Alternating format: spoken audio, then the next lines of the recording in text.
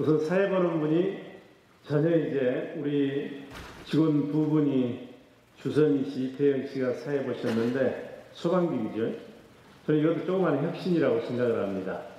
또 방금 전에 우리 서정민 명창께서 호남가를 처음에 불러주셨는데 그 시작이 한평 출신 아니 한평천지 늙은 몸이 제 고향이 한평이잖아요. 이게 맞춤형으로 가져올 것 같아요. 오늘 시정 발전에 기여한 공로로 수상하신 유공자 여러분 진심으로 먼저 축하의 말씀을 드리겠습니다. 앞으로도 광주 발전을 위해서 헌신해 주시기를 부탁드리겠습니다. 제가 내걸고 있는 3대 시정 가치가 뭐죠?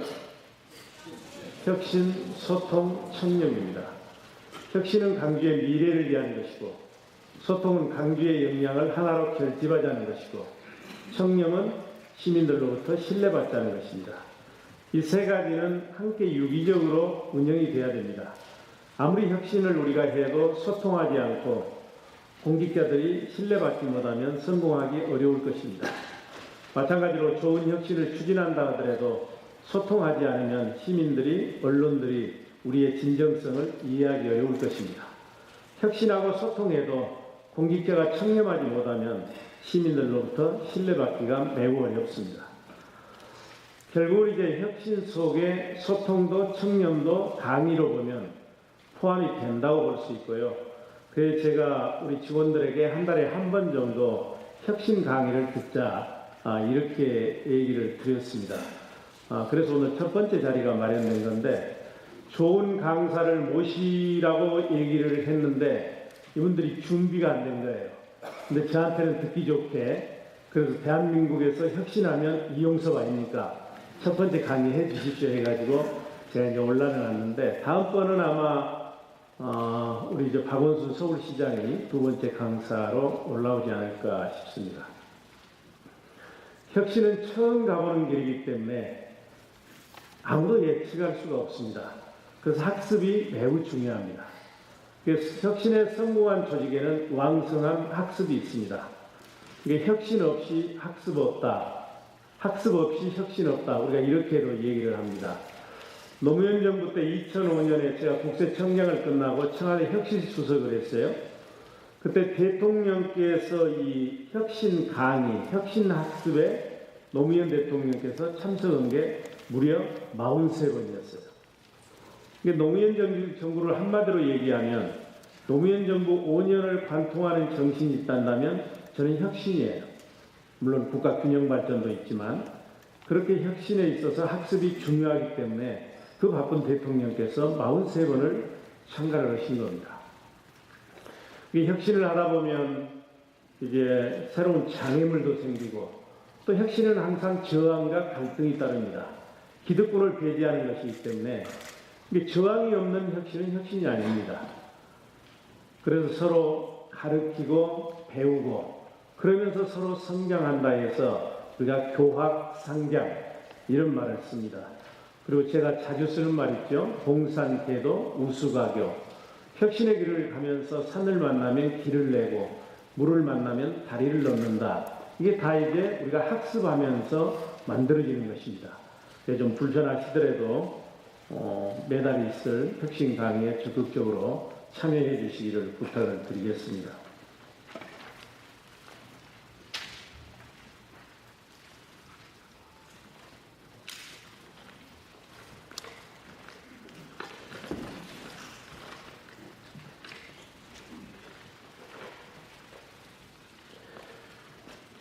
이건 예고편으로 말씀을 드리는 겁니다. 여러분 잘 아시는 것처럼 우리 강주시정의 비전은 강주 대한민국의 미래로 강주를 대한민국의 중심으로 우뚝 세우겠다는 것입니다. 그래서 떠나는 강주에서 돌아오는 강주, 찾아오는 강주를 만들겠다. 우리 아이들이 언제 어디서나 나는 강주 사람이다, 강주 산다 이렇게 자랑스럽게 얘기할 수 있는 당당한 강주를 만드는 것이 우리의 비전입니다. 우리의 목표는 뭐냐? 정신적으로는 정의롭고 물질적으로는 풍요로운 강주를 만드는 것입니다. 우리는 정의로운 역사를 가지고 있지만 그래 그 의양 강주의 정의로움이 옛날 같지가 않습니다. 여러분은 어떠한 사회가 정의롭고 공정한 사회라고 생각하십니까? 제가 생각하는 정의로운 사회는 돈으로 안 되는 일이 많은 사회, 권력으로 안 되는 일이 많은 사회, 돈과 권력이 없어도 차별받지 않는 사회, 그런 사회가 저는 정의로운 사회라고 생각을 하고, 그래서 제가 꿈꾸는 사회는 선하고 가슴 따뜻한 사람들이 강해지는 사회, 원칙과 정도를 지키는 사람들이 우대받는 사회, 변하고 혁신하는 사람들이 성공하는 사회, 이런 사회를 만드는 것이 저 이용섭의 꿈입니다. 우리는 정의롭고 풍요로운 강주를 만들기 위해서 두 가지 정책 수단을 내걸었습니다. 하나는 강주다움의 회복이고 두 번째는 좋은 일자리 창출.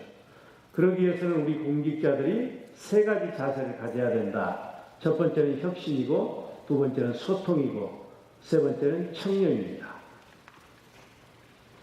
오늘 우리는 혁신에 대해서 살펴보는 겁니다.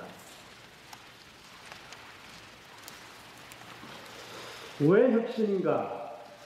세계는 지금 혁신 중입니다. 21세기 초반의 화두가 혁신입니다. 국가도 지방자치단체도 개인도 기업도 혁신하자고 난립니다. 왜 그럴까요? 한마디로 얘기하면 혁신하지 않으면 망하거나 종속당하기 때문에 그렇습니다. 혁신하지 않으면 경쟁에서 패배하기 때문에 그렇습니다. 과거 사회가 주어진 환경에 잘 적응했던 적자 생존의 시대였다면 지금은 혁신하는 사람들이 살아남는 혁자 생존의 시대입니다. 그러니까 나뿐만 아니라 주어진 환경을 변화시키고 자꾸 혁신하는 그런 사람들이 생존하는 것이죠. 그래서 가장 강한 객체가 살아남는 게 아니라 앞으로는 가장 혁신하는 사람들이 성공하는 시대다. 그럼 왜 혁자 생존의 시대일까?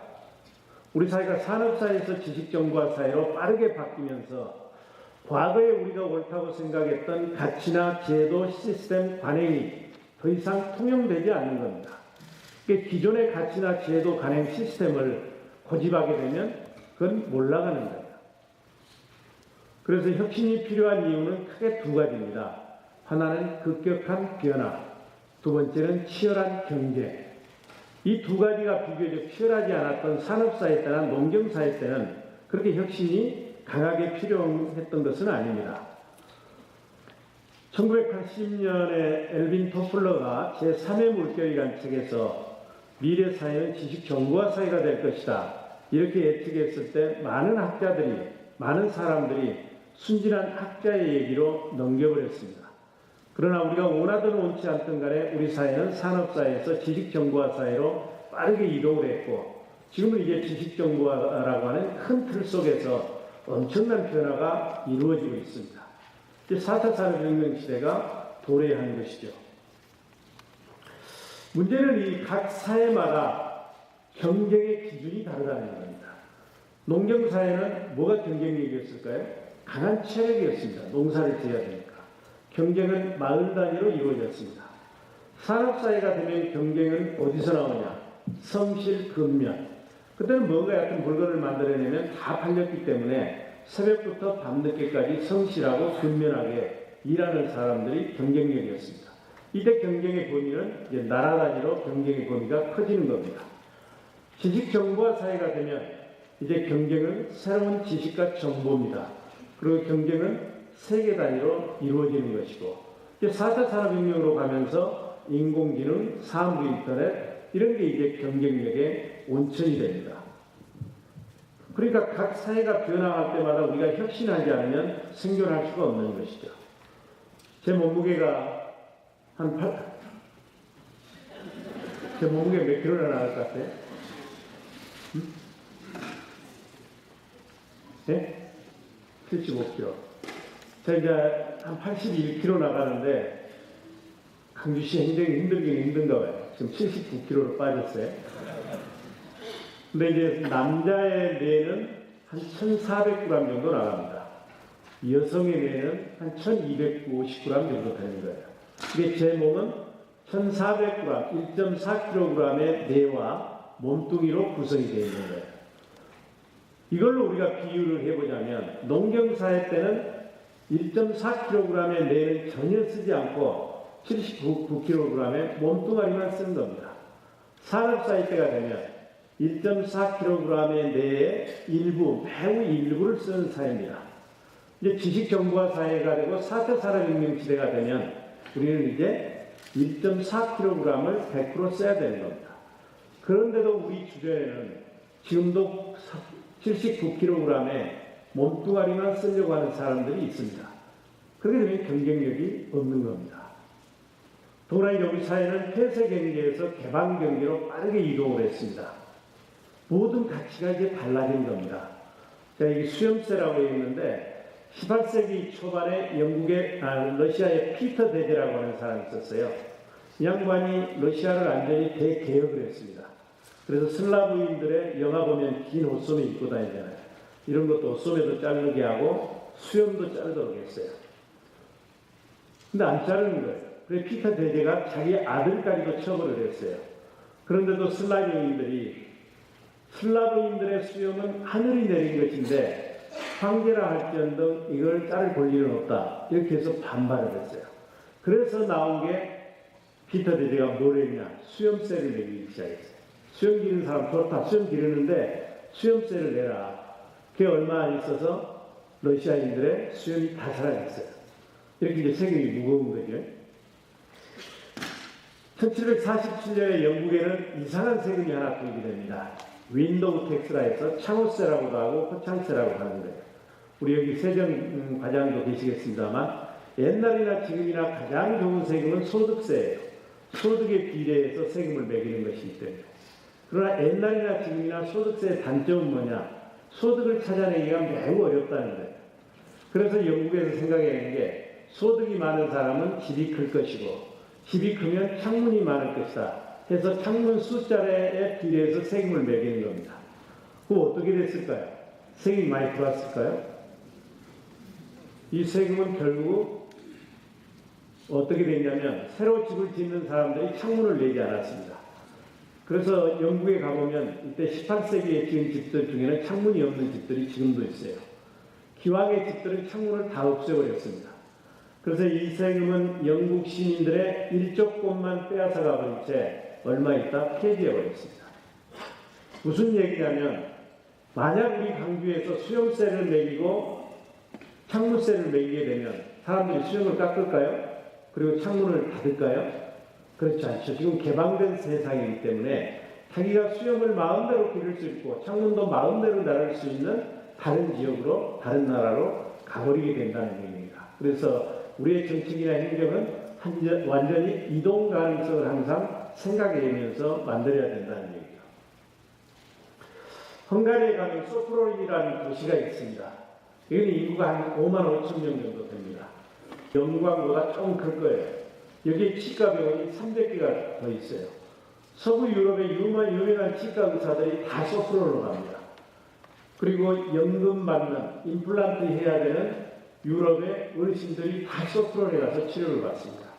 왜 그러냐면 불란서나 이태리나 이런 데서는 임플란트 시술을 하려면 예약하는 단지 일주일이가 되는 거예요. 돈도 엄청나게 많고. 근데 소프론은 바로 전화하면 바로 예약이 되고 가격이 3분의 1 정도밖에 안 됩니다. 그리고 소프론이 온천 도시예요. 그러니까 거기 가면 치과에 가면 온천도 있고 영화관도 있고 미장원도 있고 헬스도 있고 그러는 거예요. 그러니까 유럽에는 노인들이 직장에 다니는 게 아니라 연금으로 생활하는 연금 소득자이기 때문에 플란스에 있으나 소프론에 있으나 아무런 상관이 없는 거예요.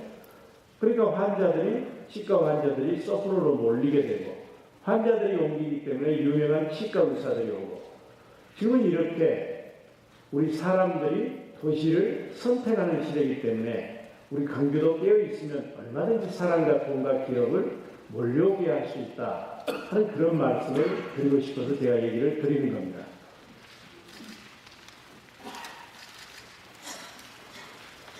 이렇게 급격한 변화가 있고 두 번째는 경쟁력의 개념이 바뀐다고 얘기를 했습니다. 이거 들어가기 전에 제가 하나만 더 사례를 들면 혁신이 얼마나 중요하냐. 70년대 영국은 심각한 영국병에 빠져 있었습니다. 선진국 가운데 가장 높은 실업률, 최강성의 노동조합, 그리고 비능률의 극치를 보인 관료사회. 그래서 영국의 미래는 없다. 모두 이렇게 예측할 때 1979년에 누가 수상이 됐죠? 영국 역사상 최초로 여성 총리인 마가렛 대처가 79년에 취임해서 90년까지 12년간 재직하면서 영국을 완전히 혁신을 했습니다. 그래서 영국이 세계사의 전면에 화려하게 다시 부활을 한 것이죠. 이게 뛰어난 리더와 혁신이 만나면 이렇게 마술과 같은 결과를 가져올 수 있습니다. 산업사회 때는 물자나 서비스가 다 부족했습니다. 이게 만들어 놓기만 하면 다 팔렸어요. 우리 중고등학교, 우리 젊었을 때 생각해 보십시오. 라면이고 뭐고 만들어 놓기만 하면 다 팔렸어요. 근데 지식정보화 사회로 오면서 지금은 초과 공급이에요. 수많은 물건이 나오기 때문에 만든다고 해서 팔리지가 않는 거예요. 차별화가 돼야 해요.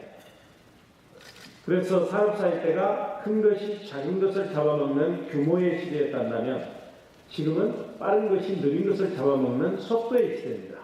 이게 일상일정이고 뭐고 빨라야 됩니다. 그러니까 우리가 1997년 말에 IMF 외환위기가 왔지 않습니까? 개우 같은데 대마불사는 죽지 않는다는 신념으로 김우중 씨는 세계를 돌아다니면서 회사 볼륨만 키우는데 열중했어요.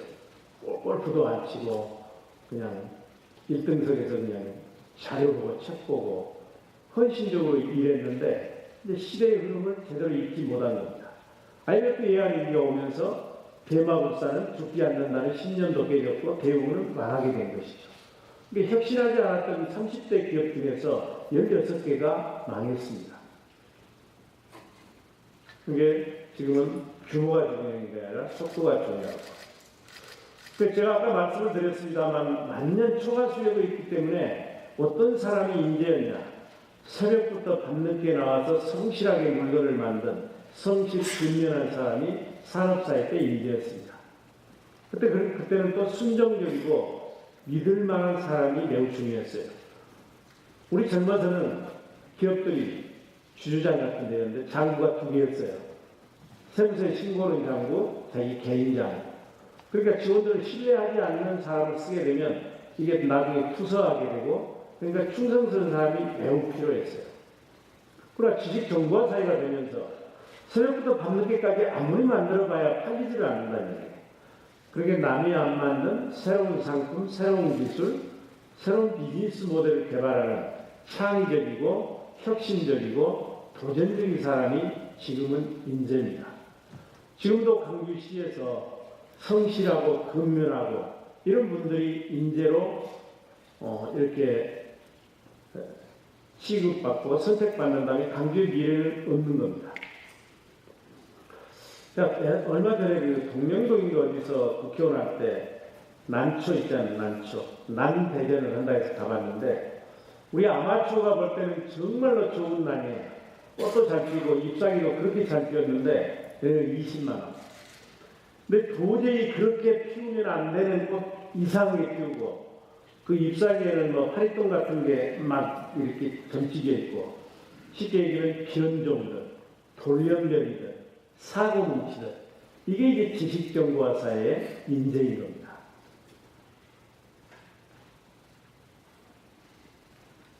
그래서 과거에 우리가 인재라고 생각했던 실수한 일은 하지 않기 때문에 실패가 없는 사람, 인간성이 좋아가지고 모든 사람들로부터 존경받는 사람, 그리고 돌다리로 두드려보고 걷는 사람. 이건 산업사회 때 인재였지만 지금 우리에게는 그런 사람이 필요하지 않습니다. 우리 전쟁 중입니다. 우리는 개모임하고 사모임 하려고 여기 모인 게 아니거든요. 17개 지자체와 치열한 경쟁을 하면서 예산을 가져와야 되고 강규를 발전시켜야 될 책무를 가지고 있습니다. 지금은 전쟁 중이기 때문에 총 잘 쏘는 사람이 필요합니다. 지금은 게임 중이기 때문에 골을 많이 넣는 사람이 필요합니다. 문제 해결 능력이 있어야 됩니다. 아침부터 솔직히 새벽 일찍 나와서 밤늦게까지 일하면 복사지만 나오고 전기세만 나가고 이런 비품만 낭비되지 무슨 성과가 있겠습니까? 그러니까 삼성 같은 데서 아침 7시에 나와서 오후 4시에 퇴근시키고 그리고 수요일 날은 가정의 날이라 해서 빨리 가게 하고 이게 인기 얻으려고 하는 게 아니에요. 창의적인 아이디어는 아침부터 밤늦게까지 사무실에서 피곤해가지고 개슴츠레 있는 그 눈, 그 머리에서는 안 나오는 겁니다. 변화에서 나오는 겁니다. 제가 수십 년 공직 생활하면서 많은 걸 했습니다만 접대비 10년경부터 시작해서 현금 영수증 게 뭐 많이 했지만 그런 대부분의 아이디어는 제가 대모산을 오르고 내릴 때 나온 거예요. 이제 사람마다 다 취미가 다르겠습니다만 저는 이제 피로를 스트레스를 피는 게 혼자 산에 가는 거예요. 어제도 풍암저수지구에 혼자 걸어봤는데 그리고 모여가는 거예요. 그때 이제 창의적인 아이디어가 뛰어나오는 겁니다. 여러분도 다 나름대로 스트레스 해소 방법이 있을 거예요. 지금은 그런 휴식을 취하면서 해야 되는 것이죠. 제가 행정부 장관하고 다른 장관할 때 다 수요일날 일찍 나가라고 그랬죠. 이게 보편화됐지만 그 당시에는 그렇게 보편화 안 됐을 때예요. 국세청장 할 때 수요일날 일찍 나가라 했더니만 안 나가는 거예요. 그래서 왜 안 나간대 물어보니까 과거에도 기관장이 나가라 했는데 나간 사람들은 다 불을 받다는 거예요. 그건 뭐 의뢰 나가라 그러는 것이 그런다고 진짜 나가면 어떠냐 그러는 거예요. 그래서 제가 감찰관실을 동원해가지고 안 나가는 사람 다 체크했어요. 아주 불가피한 일 때문에 못 나가는 사람은 소명서를 쓰라고 그랬어요. 그러니까 다 나갈 거예요. 그게 다 좋아할 줄 아는데 좀 있으니까 이제 우리 직원들 사모님으로부터 이견이 들어온 거예요.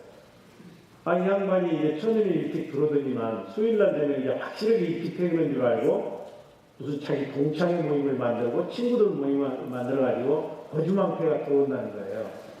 그래서 제가 이제 다시 지시를 해가지고 집으로 가는 날이다, 그날. 가정의 날이다. 가정으로 가라고 했는데, 그랬더니만 또 불만이 들어왔어요. 수요일날 저녁 밥 먹고 들어오더니만 이제 들어오니까 밥 해야 돼서 힘들다는 거예요. 제가 그래서 매주 수요일날 몇 가지 메뉴를 정해줬어요. 그러고 나서 얼마 안 있다, 우리 사모님들이 가장 존경하고 좋아하는 사람은 국세청장이다. 이런 그 설문도 있었는데, 취지는 뭐냐? 그러니까 저는 가서 가족들하고 예식도 하고 영화도 보고 오면서 메모지 한 장 가지고 있다가 영화보다 불현듯 떠오르는 아이디어 하나 있으면 적어놓으라는 거예요. 그게 강주시청 1년 먹을 게 나오는 겁니다. 저는 일찍 나와서 오래 있으라는 얘기 아니에요. 그렇고요. 그래서 창의적이고 혁신적이고 도전적인 사람이 중요하고요. 이 도전성이 없으면 아무것도 일을 할 수가 없습니다. 우리가 나이 든 사람들은 행크 아론이라고 하는 야구 선수를 기억을 합니다. 이 사람이 세계에서 홈런을 제일 많이 친 사람이에요. 755개. 근데 이 사람이 삼진을 몇 개 당했나? 1355개의 삼진을 당했습니다. 이게 삼진을 들어야 하면 홈런을 못 치는 겁니다. 이 촛불은 바람이 불면 꺼지지만 산불은 촛불이 바람이 불기만을 기다리고 있거든요. 타오를 자세가 되어 있는 거예요. 저는 우리 공직자들이 촛불이 되지 말고 산불과 같은 그런 도전 정신을 보여줬으면 좋겠다. 미국의 신발 가게에서 아프리카에 출장을 보낸 겁니다. 두 사람. 신발 팔으라고. 한 사람이 이제 한 15일 있다 팩스가 왔는데 아프리카 사람들은 신발을 신고 다니지 아니냐. 따라서 수요가 없기 때문에 곧 귀국하겠어. 얼마 후에 다른 사람이 또 팩스를 보내왔는데 아프리카 사람들은 신발을 신지 않냐. 수요는 무궁무진하. 우선 백혈내 중나. 보는 시각에 따라서 전혀 다르거든요. 그래서 거기서 안 되는 사람은 핑계를 찾지만 성공하는 사람은 해법을 찾는다는 얘기가 있는 것처럼 같은 문제 해결 능력이 있어야 된다 하는 말씀을 드리고요. 다시 한번 말씀드리지만 열심히 하는 게 중요하지 않습니다. 저는 이제 눈이 나빠서 안과를 자주 가는데 우리 안과 의사들 아침 8시에 나와서 저녁 10시까지 일을 해도 시력 측정해주고 안질환 치료해주는 안과 의사는 밥 먹고 살 수가 없습니다. 그러나 아침 10시에 나와서 오후 5시에 퇴근해도 라식 수술을 하고 엑스머레이저 수술을 하는 안과 의사는 밥 먹고 사는 시대가 지금의 시대입니다. 이게 새로운 걸 해야 된다. 중국 광저우에 가면 와이샤스점이 하나 있어요. 근데 이 와이셔츠점이 대박이 나는 거예요. 근데 다른 와이셔츠는 똑같아요. 차이점은 왼쪽 소매가 한 7cm 정도 짧은 거예요.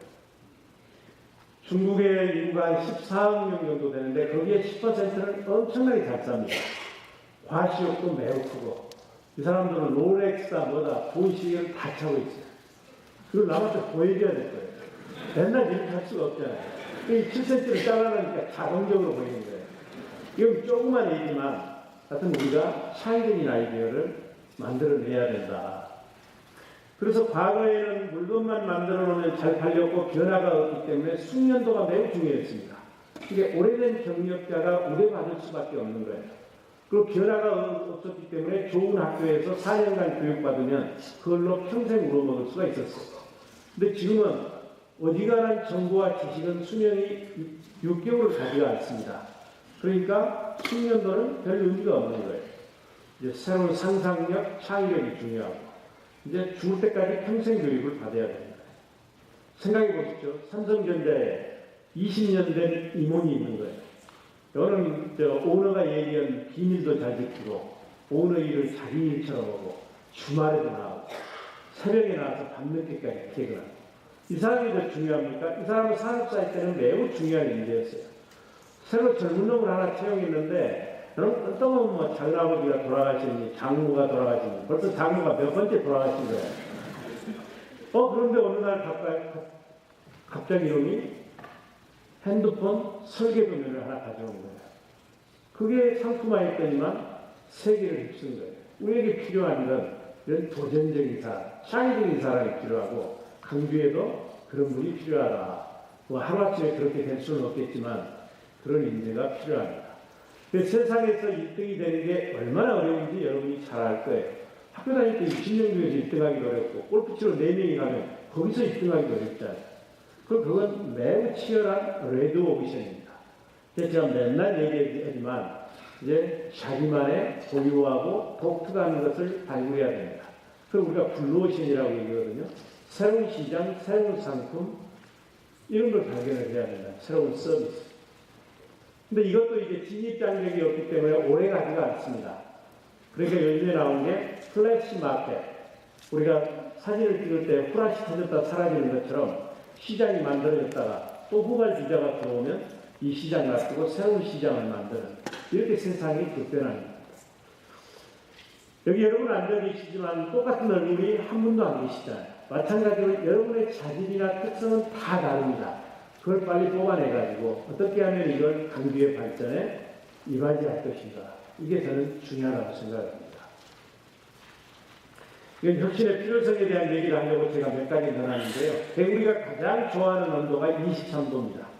23도의 냄비에다가 개구리를 넣고 불을 떼면 개구리는 너무 즐거워서 그냥 이렇게 쉬다가 이게 30도, 40도, 45도 이렇게 올라가면 타서 죽어버리는 거예요.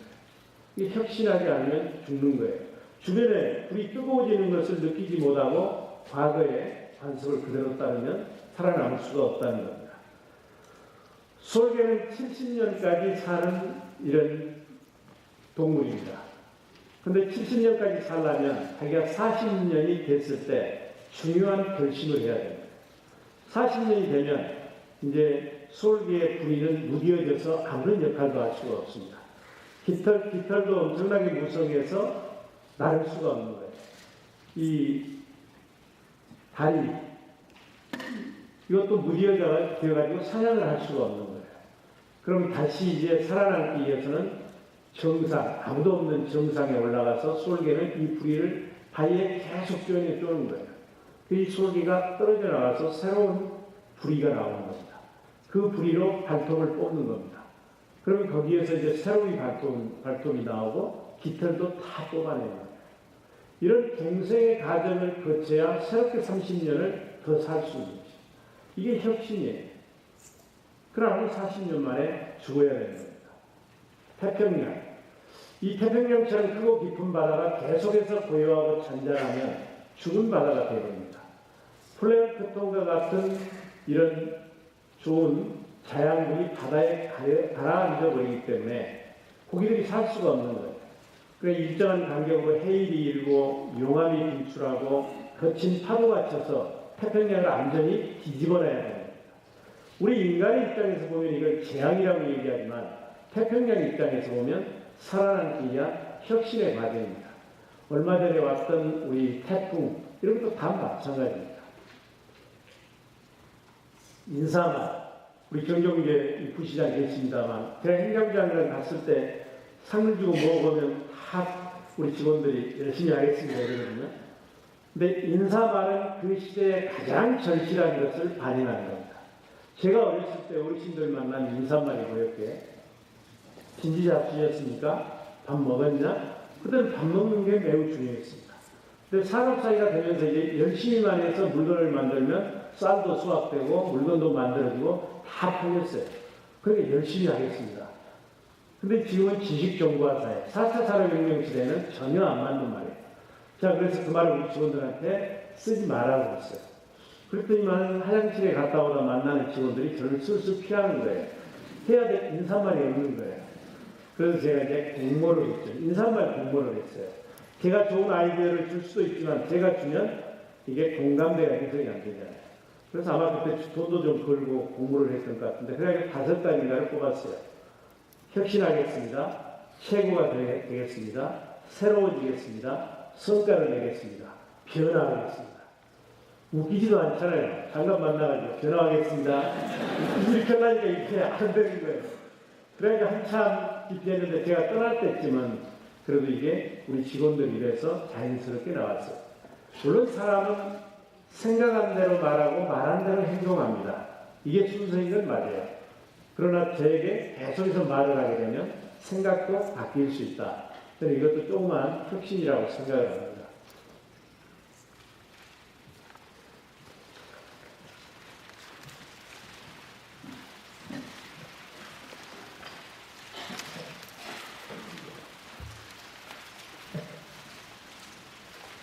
그 혁신은 필요할 것 같은데 무엇이 혁신일까요? 여러분 경제학자 슐테터 잘 아시잖아요. 지금까지 나온 혁신의 정의 중에서 가장 제대로 된 게 제가 볼 때는 창조적 파괴, Creative Destruction. 이게 혁신은 두 가지 구성 요소가 있는 거예요. 파괴하는 것, 버리는 것과 창조하는 것. 경쟁력이 없는 것을 파괴하고 경쟁력이 있는 걸 창조하는 겁니다. 그 잘못된 기존의 시스템, 관습 이런 걸 파괴하고 새로운 걸 만들어내는 거예요. 제가 이 오른손에 있는 이걸 버리지 않으면 새로운 걸 집을 수가 없습니다. 그래서 혁신은 폐기학습에서 시작되는 거예요. 여기 그릇이 두 개가 있다. 큰 그릇, 작은 그릇. 어떤 그릇이 가장 많이 담을까요? 큰 그릇이 가장 많이 담는 게 아니라 비어있는 그릇이 가장 많이 담습니다. 그래서 저는 매일 하는 게 사람, 책, 습관 매일 하나씩 버리자는 거예요. 지금 우리가 가지고 있는 지식 중에 태반은 불필요한 지식이고 오히려 그것 때문에 우리가 혁신이 안 되는 게 많습니다. 그러니까 이게 오래된 공직자들, 저보다 뭐 오래된 사람 누구 있겠습니까? 이게 오래된 걸 자랑스럽게 얘기하는 시대는 지났어요. 가급적 많이 버리고 새로운 것을 해야 된다는 얘기죠. 근데 이제 우리 화엄경에 진짜 혁신을 제대로 잘 나타내는 글귀가 있어요. 나무는 꽃을 버려야 열매를 맺을 수 있고 강물은 강을 버려야 바다에 이를 수 있다. 버리지 않고서는 아무것도 얻을 수가 없습니다. 그래서 여러분도 어떤 버리는 것에부터 시작해야 되는데 이게 잘 안 돼. 그러니까 같이 학습하면서 교합 성장하자는 것이죠. 또 혁신은 익숙한 것으로부터 결별해서 시작입니다. 늘 다니던 길에서는 산삼을 펼 수가 없습니다. 제가 노무현 대통령을 가장 존경하는 사람인데 왜 존경하냐? 저를 좋은 자리 많이 보내줬으니까. 그런다고 제가 존경을 하겠어요? 이분은 5년 내내 쉬운 일보다는 어렵고 힘든 일, 편한 일보다는 가치 있는 일, 오늘을 준비하는 일보다는 내일을 준비하는 일. 그러다 보니까 힘든 거예요. 모든 사람들은 오늘을 중시합니다. 편한 걸 중시합니다. 그리고 혁신의 성과는 먼 훗날 나타나고 고통만 혁신의 성과는 지금 나타나는 거예요. 그러니까 정치인은 원래 혁신을 할 수가 없어요. 표를 의식해야 됩니다. 근데 4년 내내, 5년 내내 혁신하다가 많이 이제 비판도 받으셨죠. 그렇지만 이제 시간이 흐르면서 재평가되고 있고 그러는데, 하여튼 어렵고 힘든 새로운 일을 찾아서 하는 게 혁신입니다. 1993년 6월에 이건희 회장이 프랑크푸르트 선언이라 해서 여러분 다 기억하실 거예요. 그때 뭐라고 그랬어요? 피어나는 것이 인류로 가는 것이다. 마누라하고 자식만 빼고 다 바꿔라. 어찌 보면 이분들은 혁신가예요. 이미 1993년에 마누라하고 자식만 빼고 다 바꾸라는 거예요. 이게 혁신의 길로 가자는 거였거든요. 혁신은 버리는 것에서 시작한다. 그리고 우리 혁신하는 사람들이 자주 인용하는 말 중에 그런 얘기도 있어요. LG의 김상문과는 사장이 했던 얘기인데 5% 매출 증가는 어렵지만 60% 증가는 오히려 쉽다. 그러니까 우리가 어떤 목표를 잡을 때 5%를 증가시키겠다 하면 그건 매우 어려운 거예요. 과거 우리 선배들이 다 효율성을 높이기 위해서 여러 가지 장치를 다 해놨기 때문에 기존의 시스템이나 방식대로 하면 1% 올리기도 어려운 거예요. 근데 목표를 60%로 잡으면 이것 가지고 안 되는 거예요. 그러니까 기존의 방식 시스템 다 버려버리고 새롭게 출발하는 거예요. 그러다 보면 의외로 큰 성과도 창출할 수 있다. 그래서 혁신은 잘하면 마술과 같은 결과를 가져올 수 있는 것이다. 제가 그렇게 말씀을 드리는 것이고요. 시간이 얼마 없는데 그럼 강주 혁신에 제가 5대 방향을 제시를 하겠습니다. 첫 번째 저는 이제 줄기차게 강주가 사는 길은 강주다움을 해보가는 것이다. 이 세상의 모든 것은 다 자기다울 때 가장 경쟁력이 있습니다. 코스모스는 코스모스답게 피울 때 경쟁력이 있고 장미는 장미답게 피울 때 경쟁력이 있습니다. 코스모스가 장미의 화려함을 모방해버리면 이미 코스모스도 아니고 경쟁력도 없어지는 것입니다. 어떻게 해야 떠나는 강주에서 돌아오는 강주를 만들 수 있을까? 그건 남들이 가지고 있지 않는 강주다움을 회복하는 것입니다. 유엔에서 그래서 미래의 경쟁력은 두 가지를 써나온다. 하나는 전통 문화예술, 두 번째는 천혜의 자연자원. 이건 가장 자기다운 거예요. 전통 문화예술은 수천 년의 역사 속에서 만들어지는 것이기 때문에 모방할 수가 없고 하늘이 내려준 천혜의 자원을 어떻게 우리가 모방할 수 있겠습니까? 다행히 우리는 이 두 가지를 가지고 있다는 얘기입니다. 그러니까 의양 강주의 정의로 예양 강주의 한을 짓는 한국인의 애절한 한을 가장 잘 간직하고 있는 전통 문화예술. 세 번째는 미양, 맛감스러운 음식. 여기에 우리 도는 아니지만 우리 시는 아니지만 2,000여 개에 가까운 천혜의 전라남도에 있는 섬들, 해안섬. 이걸 이제 상품화하고 브랜드화하고 산업화해야 강주만의 먹거리, 볼거리, 일거리, 들을거리가 나온다는 겁니다. 그렇지 않고 물론 그렇다고 해서 우리가 강주의 밑단에서 자동차 산업을 가져오고 가전을 키우고 금융산업을 키우고 이건 당연히 해야 되는 것이고 이거는 17개 지자체와 똑같이 경쟁하는 겁니다. 이건 뭐 치열하게 해가야 되는데 이거는 넘버원 전략이에요. 이것만 가지고는 강주가 결코 유리할 수도 없고 우뚝 설 수도 없고 대한민국의 미래도 될 수도 없고 찾아오는 강주도 만들 수 없습니다.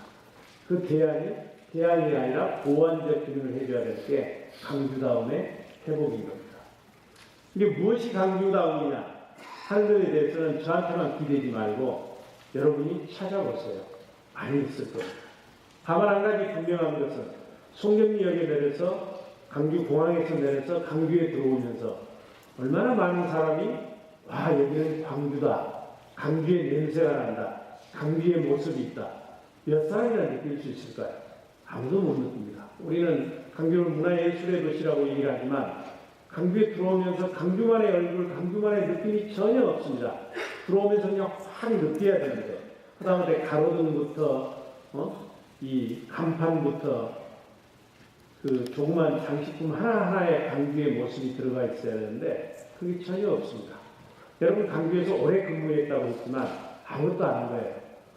이념적인 것. 5월이 되면 이물이 아니고 부를 건가 말 건가 이것도 매우 중요하죠. 이런 데 너무 집착해서 진짜 중요한 것을 우리는 놓쳐버린 거예요.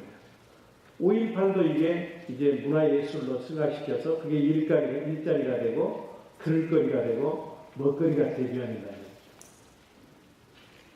그래서 제가 광주 상성을 공연도 하자, 광주 문화마을도 만들자, 대표 음식도 공모하자, 100년 이야기도 시티투어로 승화시켜보자. 우리가 지금 아파트가 가장 아파트 비중이 높은 게 대한민국에서 우리의 회색도시, 회색도시. 문화예술의 도시라는 게 아파트 비중이 가장 높은데 이것도 디자인 도시로 만들어보자. 그런 의미에서 엊그저께 우리가 국토부로서 도시 뉴딜 이 5개 따온 건 잘한 거예요. 동명동 특히 그 따온 걸 저는 광주 문화마을하고 연계시켰으면 좋겠는데 오늘 우리 담당 과장이 오셨는지 모르겠는데 나중에 또 별도로 얘기하겠습니다. 변화를 달려라는 겁니다. 학교 다닐 때 공부 1등한 애가 왜 사회에 나와서는 1등하지 못할까? 저 친구가 사무관 때는 참 유능하다고 그랬는데 과장 국장이 되면서 왜 능력을 발휘하지 못할까? 그 변화 관리를 못해서 그렇습니다. 체인지 매니지먼트를 못해서 그렇습니다.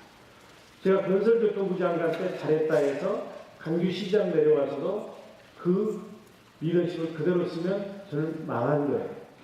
제가 지금 빨리 들어가기가 안 되고 있어서 지금 이 고통을 당하고 있거든요. 빨리 바뀌어야 됩니다. 시시각각. 변화 관리를 하셔야 됩니다. 특히 아까 제가 얘기한 것처럼 혁신에는 저항과 갈등이 따를 수밖에 없습니다. 도시적도 2호선 16년 동안 못 있잖아요. 근데 저보다 한 달 내에 2달 내에 해내라고 그러거든요. 그 시민의 기대예요.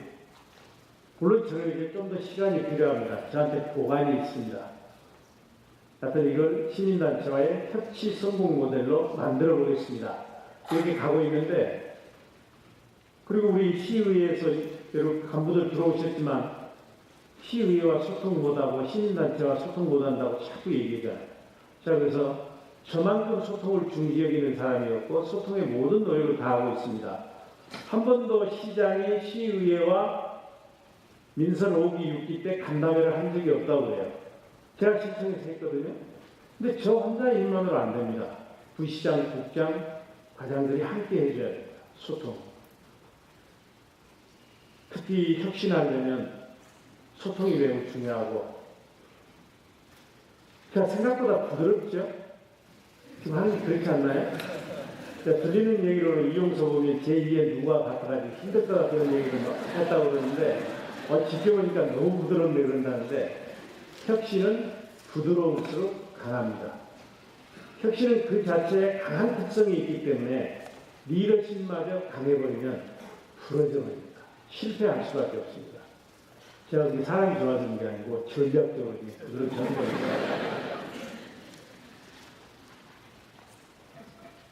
성공 함정에서 탈출하셔야 됩니다. 석세스주의. 제가 엘빈 토플러 얘기를 많이 하는데 미국의 사회비평가 엘빈 토플러가 미래 성공의 가장 위험한 요소는 성공 함정에 빠진 것이다. 특히 과거에 자기가 어떤 성취를 했던 사람들은 거기에서 벗어나지를 못합니다. 대표적인 사람이 이명박 대통령입니다. 양반은 평생을 건설 현장에서 성공했기 때문에 거기서 벗어나지를 못합니다.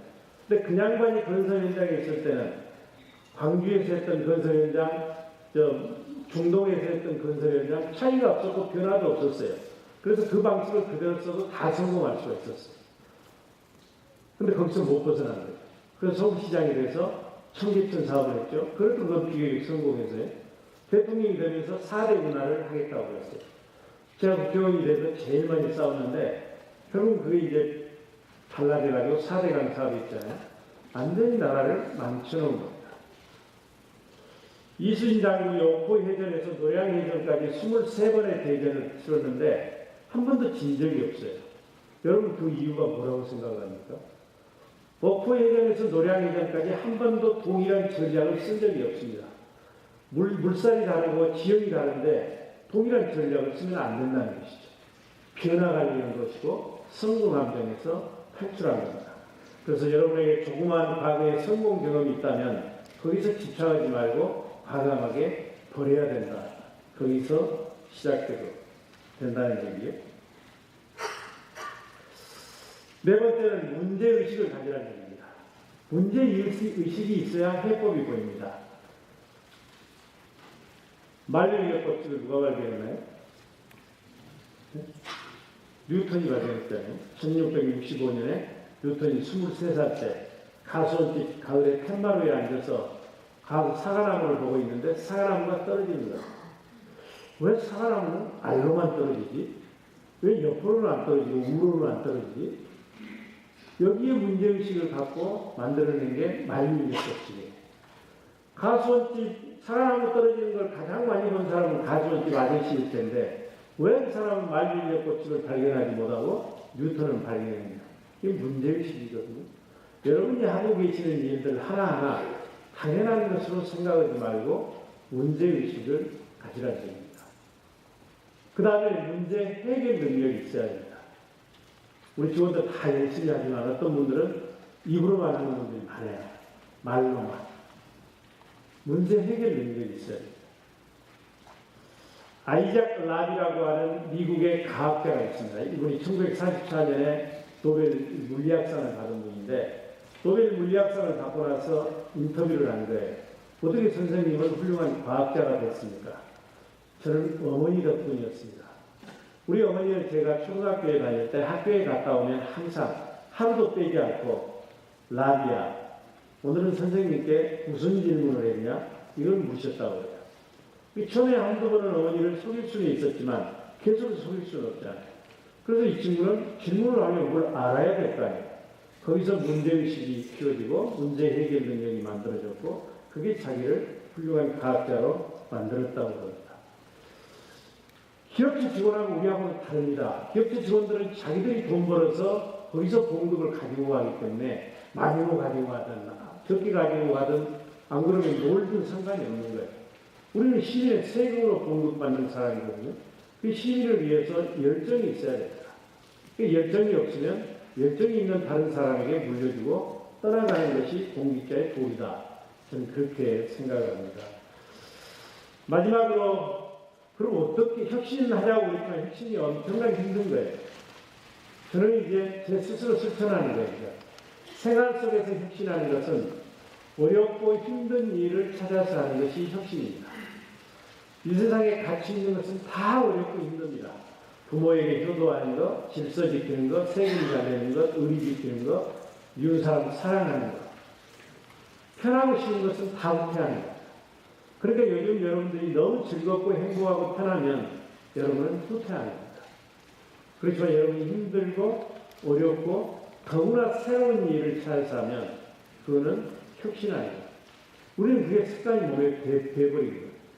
주말 같은데 지금도 텔레비 보면 제가 드라마를 굉장히 좋아하는 편인데 드라마를 막 2편, 3편 해도 재밌잖아요. 그럼 여러분 어떻게 해요? 계속 봐보잖아요. 저는 재밌으면 이게 후퇴하는 거다. 이건 혁신하는 게 아니라 일어나서 하다보니 영어책을 내서 본다든지 와이프가 안 하고 간 설거지를 해준다든지 물론 이게 혁신은 아니지만 혁신하는 사람은 그런 자세를 가져야 됩니다. 그래서 여러분이 지금 하고 있는 일들, 과거에 했던 대로 기한하고, 과거에 했던 대로 생각하고, 과거에 했던 대로 실천하면 얼마나 편하고 좋아요? 그게 발전이 없고, 그건 혁신의 길이 아니다. 그래서 어렵고 힘든 일을 해줬으면 좋겠다 하는 얘기입니다. 마무리입니다. 제가 또 서울에 가야 되기 때문에. 세상에 꿈꾸는 자에게 것입니다. 세계는 70억 이상의 인구가 살고 있지만 이 사람들이 세상을 움직이는 것은 아닙니다. 세상은 꿈꾸는 창조적 소수에 의해서 움직입니다. 바닷물이 썩지 않는 것은 2.8%의 염분 때문에 썩지 않는 것입니다. 우리 어머니들이 자식들에게 바라는 건 2.8%의 염분이 되라. 창조적 소수가 되달라는 겁니다. 꿈이 없으면 성공은 없습니다. 성공은 계급이 올라가는 것, 돈을 많이 버는 게 성공이 아니라 꿈을 이루는 게 성공이거든요. 꿈이 없으면 성공이 없는 거예요. 그럼 꿈이 있다고 해서 다 성공이냐? 혁신을 해야 성공하는 것이죠. 그래서 성공한 사람들의 공통점은 꿈이 있는 것이고 그걸 이루기 위해서 혁신을 한다는 거죠. 꿈은 성공의 필요 조건이고 혁신은 성공의 충분 조건입니다. 그러면 인간에게 있어서 꿈을 우리가 조직에 있어서는 비전이라고 얘기합니다. 조직에 비전이 없으면 발전할 수가 없는 거예요. 그래서 우리가 비전을 만들었잖아요. 광주, 대한민국의 미래로, 대한민국의 중심으로 정의롭고 풍요로운 강주 건설. 이 꿈을 저 혼자의 꿈, 리더 혼자의 꿈으로 가지고 있으면 그냥 꿈으로 끝나지만 여러분과 제가 공유하면 반드시 이룰 수 있습니다. 우리가 꿈을 포기하지 않는 한 꿈은 절대 우리를 포기하지 않습니다. 제가 산 증인이잖아요. 제가 학다리 중고등학교, 면단위 중고등학교를 6년간 다닐 때, 그리고 졸업해서 전남대학교를 다닐 때, 저놈이 나중에 커서 3번의 장관을 하고, 3번의 차관급을 하고, 2번의 국교를 하고, 더군다나 강주시장까지 되리라고 생각했던 사람은 한 사람도 없었어요, 한 사람은. 그렇지만 저에게는 항상 꿈이 있었고, 그 꿈을 이루기 위한 혁신을 하려고 하는 마음가짐이 됐기 때문에 저는 가능했다고 생각을 하고요. 지금 이 자리에 앉아 계시지만 지금 계급이 뭐냐, 지금 우리 집이 어떠냐, 우리 아이가 공부를 잘하냐 못하냐, 이게 제가 볼 때는 하나도 중요한 게 아니에요. 여러분의 미래는 여러분 가슴속에 얼마나 큰 꿈을 가지고 있고 그 꿈을 달성하기 위해서 여러분이 앞으로 노력하느냐에 달려있는 강주도 마찬가지입니다. 지금 무슨 소득 수준도 70%밖에 안 되고 고용률도 떨어져서 떠나고 있지만 우리가 만든 비전, 우리가 혁신을 통해서 실현하면 얼마든지 200만 강주 될 수 있는 겁니다. 근데 혁신은 저 혼자만 안 된다. 그래서 제가 줄탁동시라는 걸 써놨는데, 줄탁이라는 게 뭐냐면 병아리가 깨어나기 위해서는 그 부화하기 위해서는 안에서 이제 때가 되면 아기 병아리가 이제 자기가 나가려고 이렇게 똑똑 쪼는 겁니다. 그러면 이제 어머니 병아리가 밖에서 그 소식을 듣고 똑똑 쪼는 거예요. 병아리가 쪼는 걸 그걸 줄이라고 그러고 어머니가 그걸 동시에 쪼는 걸 탁이라고 합니다. 이 혁신은 줄탁동시가 돼야 성공할 수 있는 거예요. 리더하고 폴로워하고 함께 가져야 합니다. 여튼 제 결론은 제가 여러분 곁에 있음으로 인해서 한 분이라도 더 행복할 수 있도록 제가 최선을 다할 테고요.